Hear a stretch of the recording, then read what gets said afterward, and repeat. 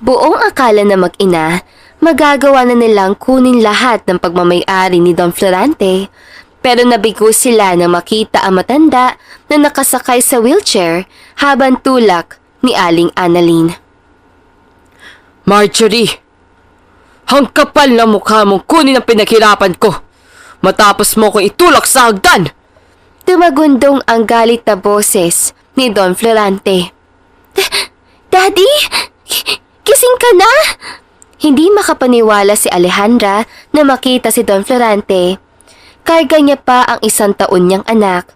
Nakapanganak na ang babae at 1 taon na si Alexa, anak nila ni Briggs.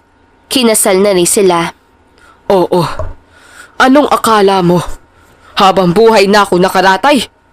Rakpin si Marjorie! Galit na sigaw ni Don Florante. Nataranta naman si Marjorie at hindi pumayag si Alejandra. No! Don't touch my mom! Stop! She didn't do anything! Sigaw ni Alejandra. Talaga? May pruweba si Daddy na si Marjorie ang nagtulak sa kanya sa hagdan. Kaya mabulok siya sa kulungan.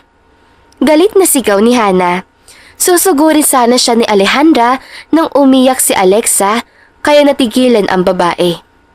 Dumating naman si Briggs at kinarga ang anak. Stop it, Hannah! Singit ni Briggs. Wala kang pakialam, Briggs. Gaya na sabi mo noon, labas ka sa usaping pamilya. Mataray na tugon ni Hannah. Tumayo naman si Lancaster sa likod ni Hannah na kinagulat nila Briggs at Alejandra. Hindi siya makapaniwala na sobrang gwapo ni Lancaster. Nagsusumigaw ang lalaki ng intimidasyon at kakaibang aura.